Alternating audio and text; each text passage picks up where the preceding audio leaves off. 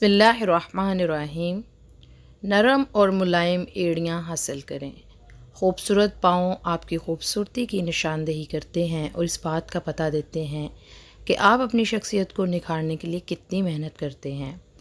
ऐसे में अगर आपकी एड़ियाँ फटी या ख़राब हों तो आपके पाँव की खूबसूरती कम हो सकती है। ख़राब एड़ियाँ तकरीबन हर औरत का मसला हैं और आजकल की रोज़मर्रा की मसरूफ़ ज़िंदगी में से इससे छुटकारा हासिल करना एक मुश्किल काम महसूस हो सकता है।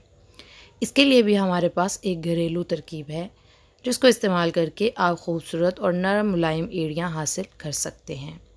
इसके लिए आपको चाहिए होगा 1 अदद बड़ा लीमू, 1 चाय का चम्मच पेट्रोलियम जेली, 5 कतरे ग्लिसरीन के। इस्तेमाल का तरीका कुछ यूँ है, इन तमाम तर अज्जा को अच्छे तरीके से आप लोगों ने मिक्स कर लेना है।